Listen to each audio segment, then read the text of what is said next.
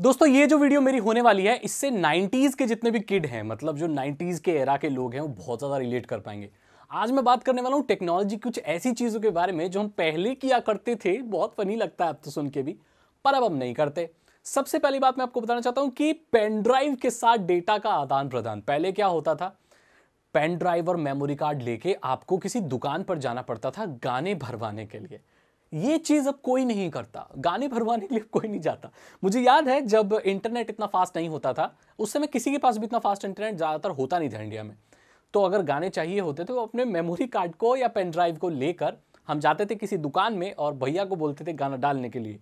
हर तरह के गाने तो नहीं होते थे, लेकिन जो गाने थोड़े ठीक से लगते थे वो अपने हिसाब से उसमें भर देते थे और हमें वही सुनना होता था।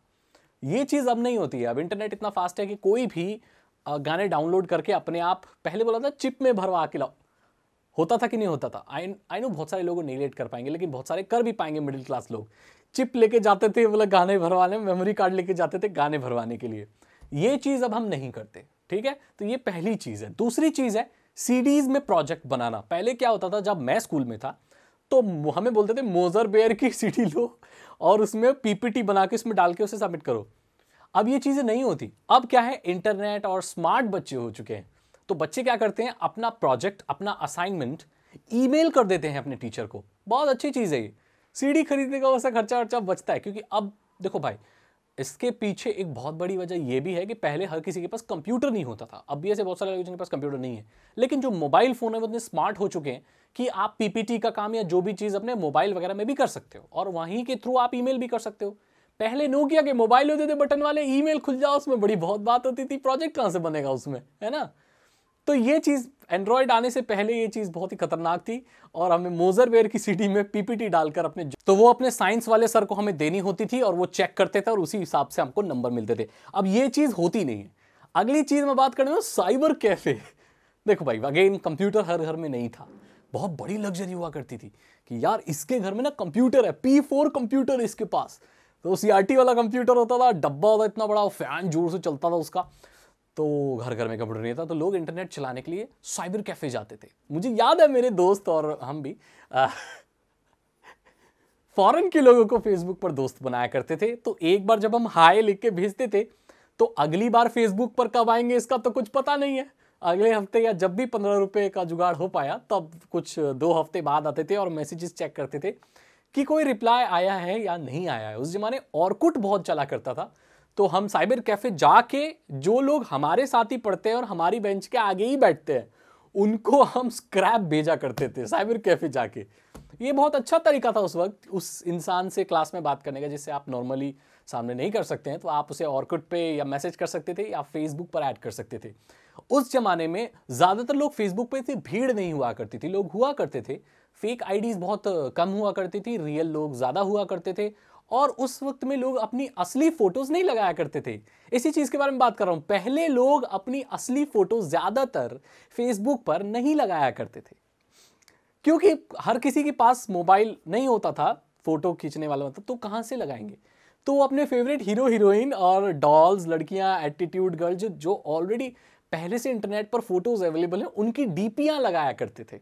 उस जमाने में अगर आपको किसी से दोस्त बना होता था तो आप उससे व्हाट्सएप का नंबर नहीं मांगते थे, आप उसे फेसबुक पर ऐड करते थे। और आइडेंटिफाई करना बहुत मुश्किल होता था कि सामने वाला वही इंसान है या नहीं, क्योंकि उसकी रियल पिक्चर वहां हुआ ही नहीं करती थी।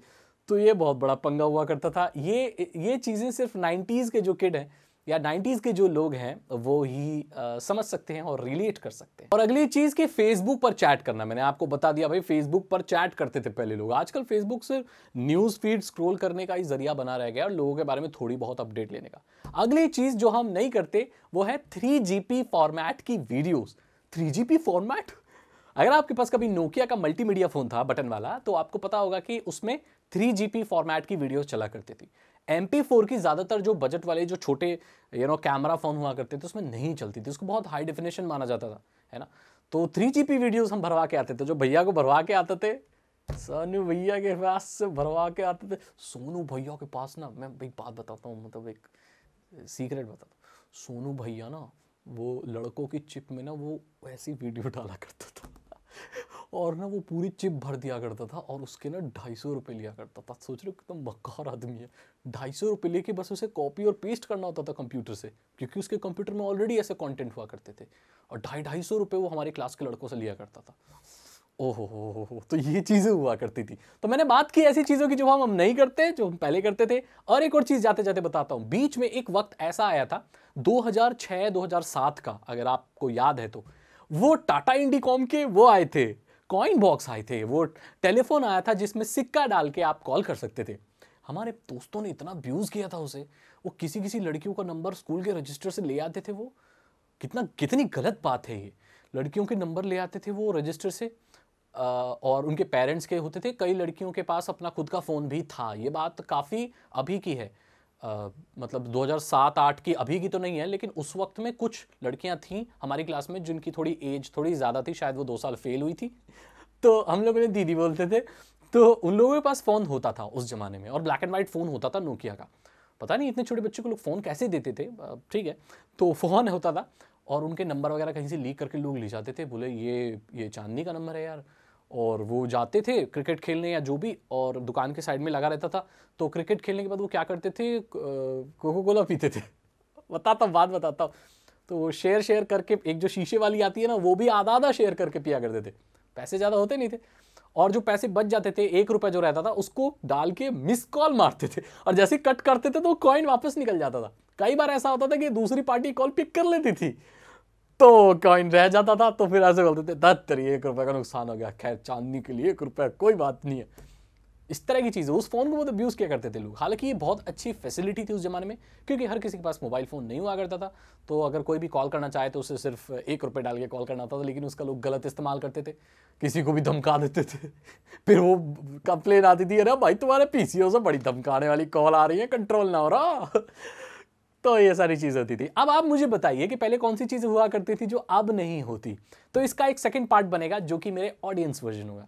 ये मैंने आपको अपना वर्जन बताया कि जो पहले चीज़ें होती थी, इसमें आप बहुत सारे रिलेट भी कर पाओगे।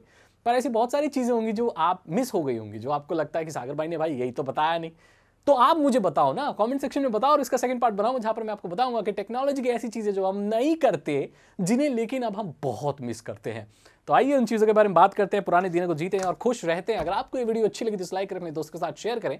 साइबर सिक्योरिटी और इथिकल हैकिंग में इंटरेस्ट अगर आप चाहते हैं सागर भाई आपको इथिकल हैकिंग सिखाएं, सागर भाई आपको हैकिंग सिखा सकते हैं। और ये लीगल हैकिंग होगी, इथिकल हैकिंग, जो पूरी दुनिया में लीगल होती है, गैर कानूनी नहीं होती है। यहाँ पर आपको बचना सिखाया जाता है, और हैकिंग, ये इथिकल हैकिंग कैसे हो रही है, इस चीज़ के बारे में बताया जाता है। इस वीडियो को लाइक करें, अपने दोस्तों के साथ शेयर करें, और अगर आपको इथिकल हैकिंग में इंटरेस्ट है तो डिस्क्रिप्शन चेक करें, और मुझे इंस्टाग्राम पर फॉलो करें, बेल आइकन को यहां पर प्रेस करें। और मैं मिलता हूं आपसे अगली वीडियो में। Thank you so much and good bye.